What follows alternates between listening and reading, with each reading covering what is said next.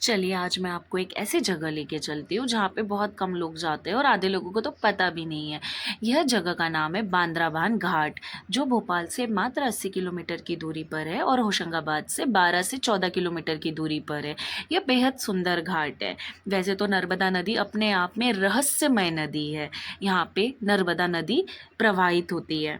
नर्मदा नदी को लेकर कई लोक प्रथाएं प्रचलित है। एक कहानी के अनुसार नर्मदा, जिसे रेवा के नाम से भी जाना जाता है, यह राजा मेखल की पुत्री थी।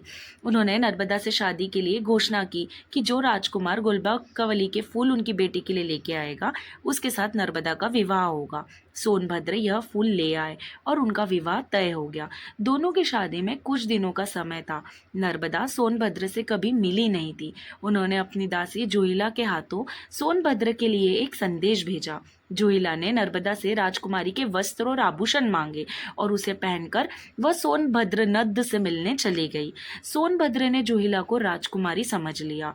जोहिला की नीयत भी डगमगा गई और वह सोनभद्र का प्रणय निवेदन ठुकरा नहीं पाई। काफी समय बीता, जोहिला नहीं आई तो नर्मदा का सब्र का बांध टूट गया। वह खुद सोनभद्र से मिलने चल पड़ी। वहां जाकर देखा तो जोहिला और सोनभद्र को एक साथ पाया। इससे नाराज होकर वह उल्टी दिशा में चल पड़ी। उसके बाद से नर्मदा बंगाल सागर की बजाय अरब सागर में आकर मिल गई। तो यह कहानी थी नर्मदा नदी की। बाकी सारे झंडों के साथ भी हमारा तिरंगा झंडा लहरा रहा है और यही खूबसूरती है हमारे देश की कि हम नदियों को बहुत सम्मान देते हैं, बट उतनी ही आई थिंक चिंता भी करनी चाहिए कि ये ऐसी पवित्र रहे।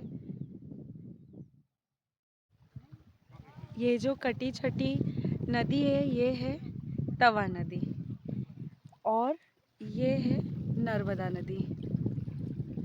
और नर्मदा नदी और तवा नदी का संगम यहाँ हो रहा है। What beautiful.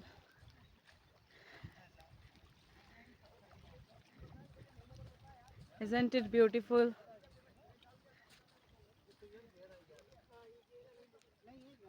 Serenity. यहाँ रहते हो?